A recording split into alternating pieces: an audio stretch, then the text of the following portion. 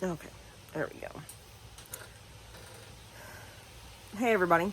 So I wanted to hop on here real quick and talk about something. I have been doing counseling for a few weeks now. I used to do it, but then I got really bad, and then my anxiety got really bad, and I just stopped. But I have started seeing someone again. And it's going really, really good. Like,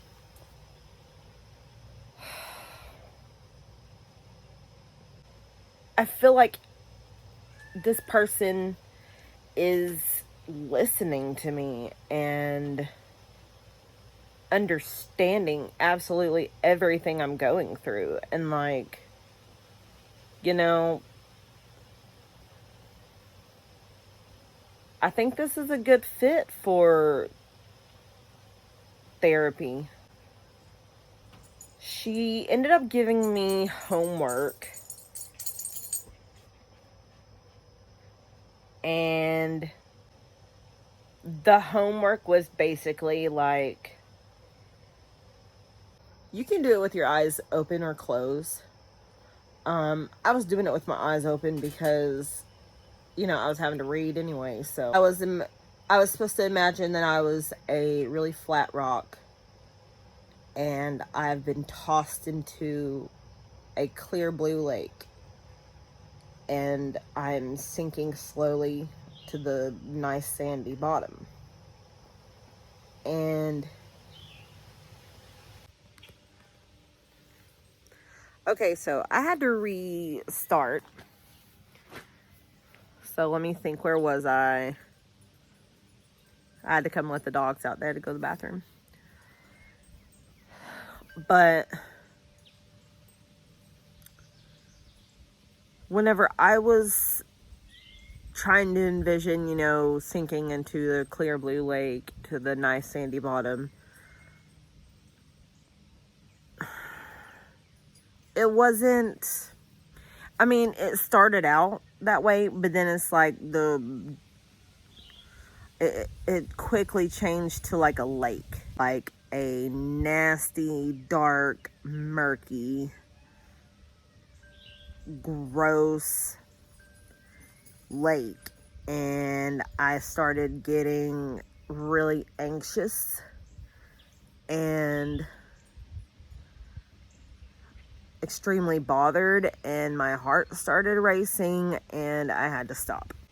So I am going to try it again before my next session, which is tomorrow morning at 8 o'clock. So I also have physical therapy today.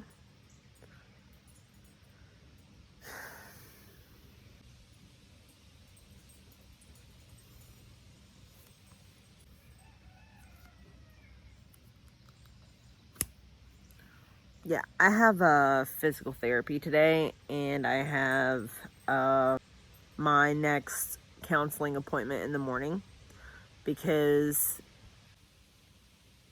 she has decided that I need twice a week right now, because, where we just started out, and there's just a lot to go through. And, the way she's talked to me and described things and made things make sense, I realized I have a whole lot more to process than I initially thought. And there's that one instance with my aunt that I'm not really sure if I am even still allowed to really talk about it, but I do know that the main person involved is now dead himself. Good.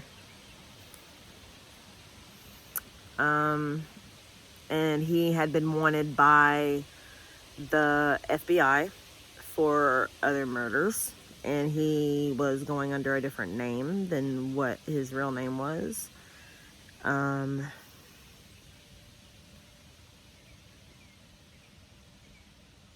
I have no idea how my aunt met him, or like maybe she knew him from high school or something.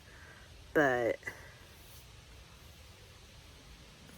before her surgery, this woman was phenomenal. I loved this woman. She was fun and loving, and her laugh and smile, just made you feel happy. That's the kind of person she was. And she was pretty cool. Like, she loved the song Santeria by Sublime. She was really big into like Poison and Motley Crue. She drove a really cool car when I was little. And like, she would take me on a few dates sometimes with her boyfriend. I specifically remember this one time where I'm riding in the back of her car in my car seat, and the song Young Turks by Rod Stewart is playing, and she's in the front seat. She has a sunroof, it's open. I can't remember if, I think this was her red car.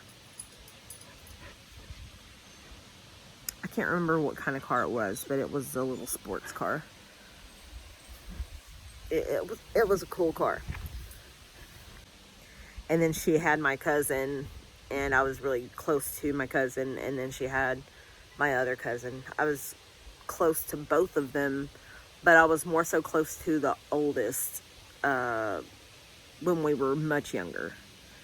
I'm equally close to both of them now, but you know how it is with a kid that's 5 years. You know how it is with a kid that's 5 years younger than you.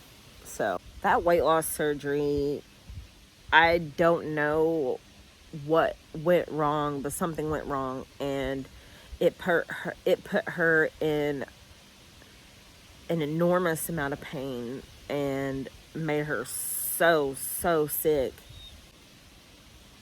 Bub, come on, hop up here. There you go. Sit down. It's all right. What's up, buddy? Oh, you miss your mommies? Yeah, I miss mommies too. So yeah, it made her so sick and put her in so much pain, and the medicine that they had her on, she did become addicted. And long story short, she was at a hotel with her friend, not a friend, and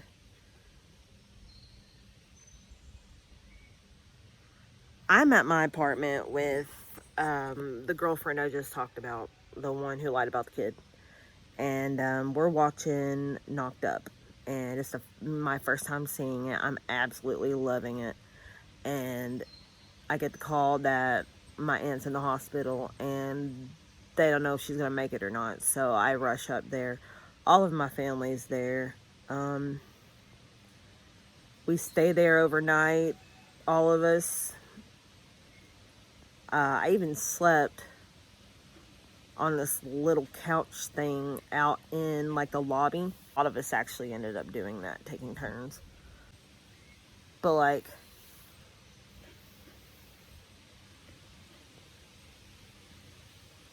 we lost her that next day.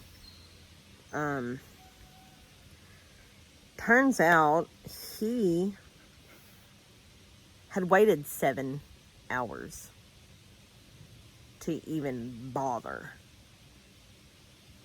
and called EMS. And EMS came and got her.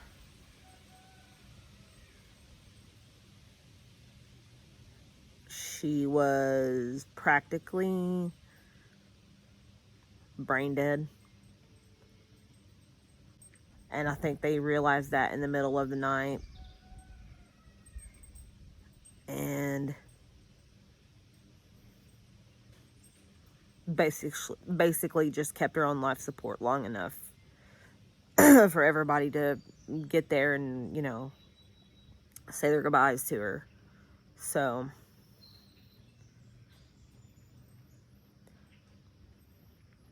this is my dad's youngest sister, by the way. Like, she was the youngest of all the kids. So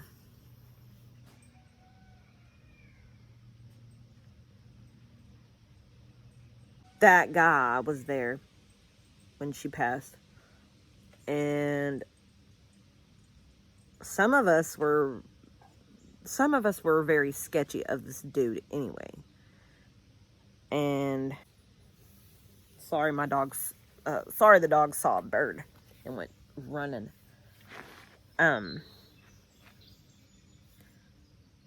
Yeah, this is 2010, by the way, when all this happened. He ended up taking all of her alimony money that she had gotten from her recent divorce with my uncle. A private detective was hired. That private detective found out backstory on the guy. Found out that he was wanted for other things. And he had served time for other things. And that his name, his alias that we all knew him by, was not his real name. And he was involved in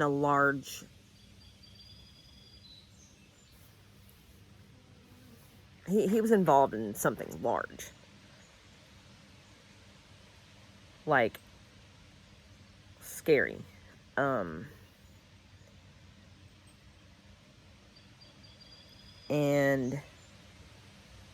my aunt owed probably not a lot. And I think when she got her alimony, since she couldn't pay all of it, he probably just took what she had and then was ordered to then take her out. The private investigating had to stop because the private investigator got a warning that, you know, if it didn't stop, anyone attached to her would pay. So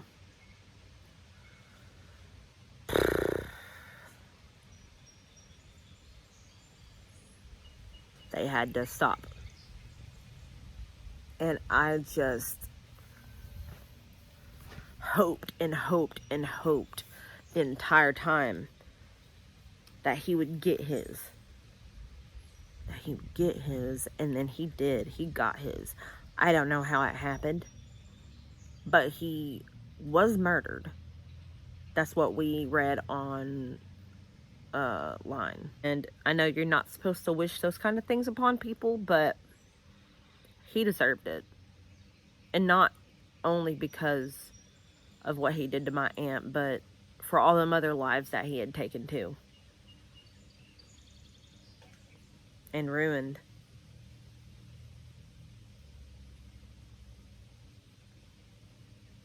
So yeah. And I had a lot of issues with it at the time because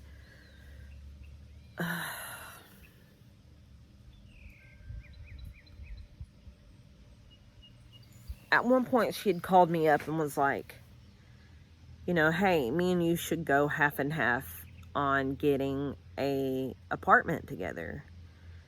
And we went and checked out an apartment and looked at it, and it was nice. But then I started actually thinking about it, and I'm like, she's not necessarily comfortable with my sexuality. And I know she's got shady people in her life right now. And I was just like, I don't think it would have worked. So I was just like, no, I changed my mind. I'm not ready to move out right now. So I didn't. And that's why she was at the hotel. Because she didn't really necessarily have a permanent place at the time.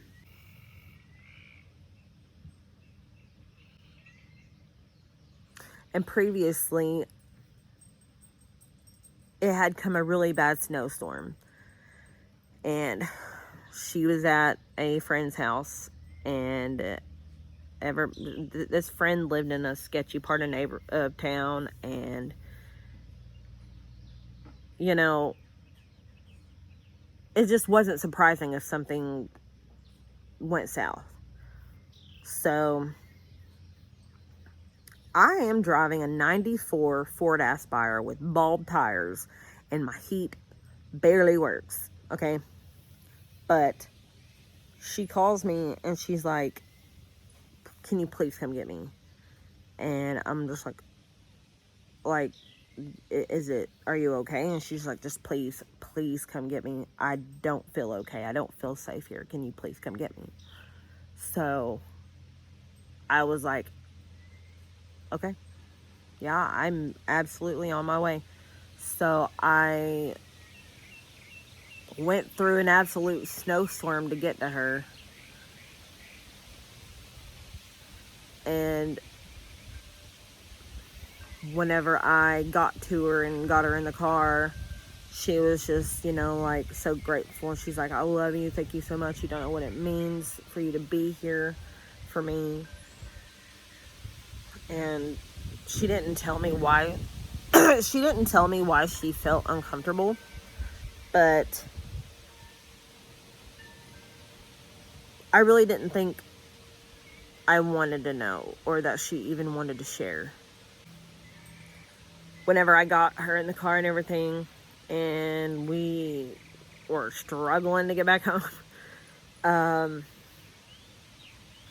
was like, I love you, and I want to protect you, make sure you're okay. And I told her, I was like, I'll always be here for you. And she told me the same thing. And then it was that next May that all of that went down, and we lost her. And I just started feeling like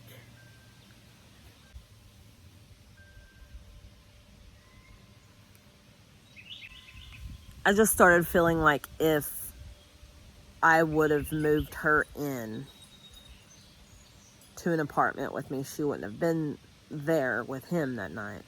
But then I'm also like, but he could have been there with me.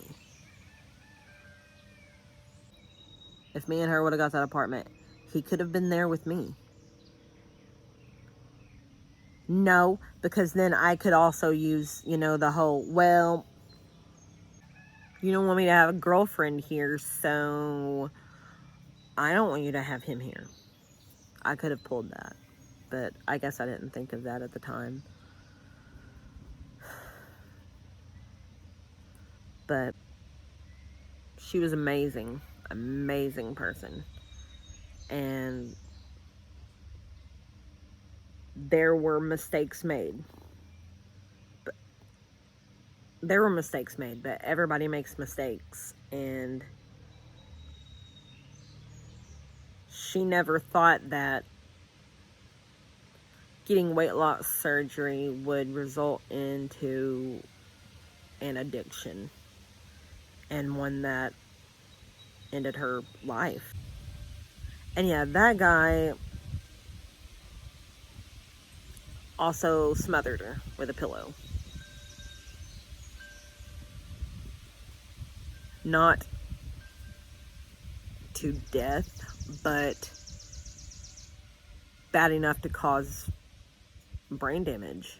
And he's the one that stuffed all of the pills down her throat. And I'm just gonna say it, we got this confirmation through her spirit. It wasn't me necessarily. I can't say who, because I want to keep their identity private.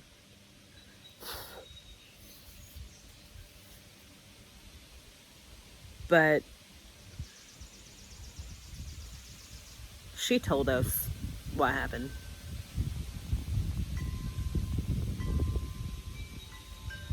She told us his name.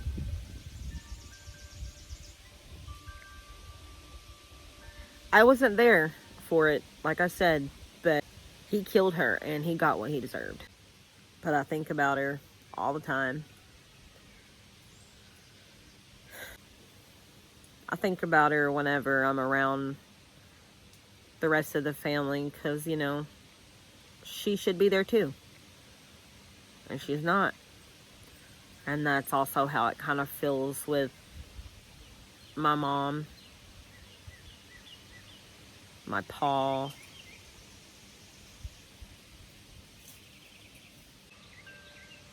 Basically, I'm just saying I feel like I need to heal from this as well.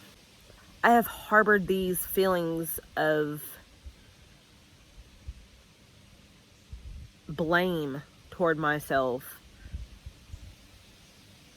saying, you know, I could have kept this from happening. If I would have moved in with her, I could have kept this from happening.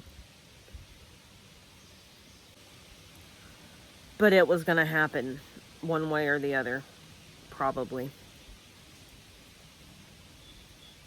And I can't keep blaming myself, because it eats away at a person over time. And it's something that's ate away at me. Just like the Sean thing.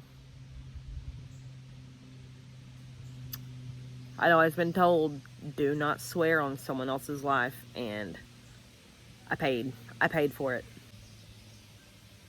But yeah,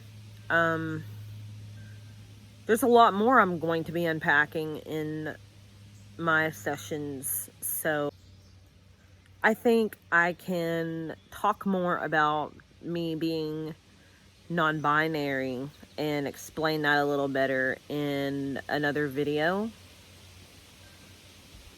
because that's something else I'm needing to talk about in therapy, because I have a lot of trauma towards my gender as well. Thanks for listening, and I hope you guys have a wonderful day. It is a lovely day outside.